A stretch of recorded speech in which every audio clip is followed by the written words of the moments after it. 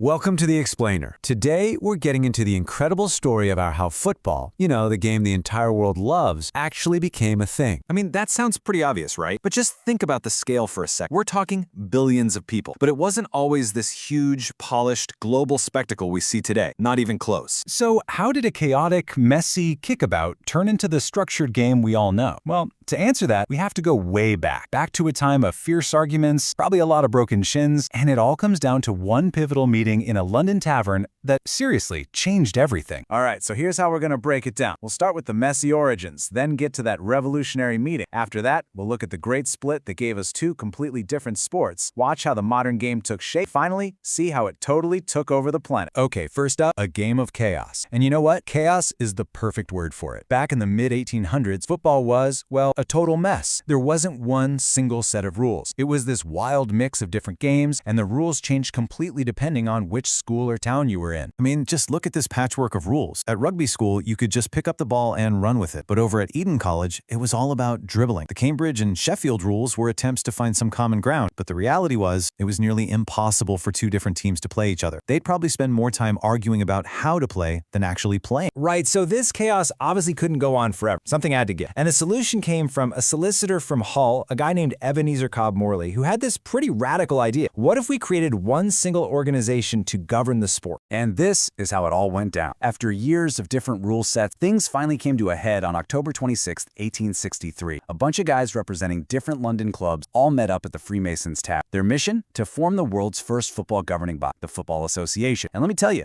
it wasn't easy. It took 6 intense meetings for them to finally hammer out and publish the first universal laws. But here's the thing. When you create one set of rules, you have to decide what's in and what's out. It meant making some really tough calls and banning stuff that some clubs absolutely love. And one of those decisions was so controversial, it literally split the game in two forever. And these were the two rules that caused the firestorm. The FA wanted to ban running with the ball, but the real kicker, pun intended, was banning hacking. Now, hacking sounds kind of technical, but it was literally just kicking your opponent in the shin. That was a legal and accepted tactic. You can just imagine the arguments. The representative from the Blackheath Club, F.W. Campbell, was absolutely furious. He reportedly stood up in the meeting and declared hacking is the true football. But he lost the vote. The motion to ban it passed. So in protest, he just took his club and walked right out of the FA. In that moment, right there is the Great Schism. That's when what we know as rugby went one way and association football went the other. And funnily enough, this split is actually where the word soccer comes from. To tell the two games apart, students started using slang. The game from rugby school became rugby, and for the new game, based on the rules of the Football Association, well, they just took the sock from association and turned it into soccer. It was a simple way to know exactly which game you were talking about. Okay, so now that the rules were set in stone, or at least written down, the game could really start to grow. The foundation was there, and it was finally time to build the modern game we recognize today. And things started happening fast. Once you had unified laws in 1863, you could finally have fair competition. So, just a few years later, in 1871, the FA Challenge Cup was created, the first big tournament. The very next year, you get the first official international match, Scotland versus England. And by 1888, the first professional league was formed, just to make sure clubs had a full season of games. It just snowballed from there. But of course, it wasn't all smooth sailing. A new fight was brewing, and this time it was about money and class. You had the so-called gentleman southerner, these upper-class clubs who believed in strict amateurism. But then you had the industrial northern club with their working-class players who argued, hey, if we take a day off work to play, we should get paid. They even started hiring paid players from Scotland who got this great nickname, the Scotch Professor. And that pressure from the northern clubs just kept building and building until 1885. The FA finally caved. They officially legalized the employment of professional football players. And that right there, that changed everything, paving the way for the massive professional sport we have today. So now the game is professional, and its popularity just explodes in Britain. It goes through the roof, but it wasn't going to stay just a British thing for very long. Think about it. British workers, sailors, and students were traveling all over the world, and they took the game with them. You had British railway workers playing their first match in Argentina. You had this guy, Charles Miller, who'd been educated in England, show up in Brazil with the first footballs and rule. All of a sudden, clubs were just popping up everywhere, from Europe to the Americas. So with the game going global, you can probably guess the next problem, right? You needed a single global governing body to oversee it all. And that's exactly what happened. In 1904, 7 European nations got together in Paris and they founded FIFA. And once FIFA was established, it was only a matter of time before we got the ultimate competition. In 1930, the very first men's FIFA World Cup was held in Uruguay. And then, much later, in 1991, the women's game finally got its own global stage, with the first FIFA Women's World Cup in China. So when you really step back and look at it all, what's the big takeaway? Every kick, every rule, every tournament you watch today can be traced right back to those heated arguments in a London tavern in 1863. It was a choice to favor kicking over carrying, skill over just brute force, a choice that banned hacking, created a massive divide, but ultimately it gave us the beautiful, truly global game.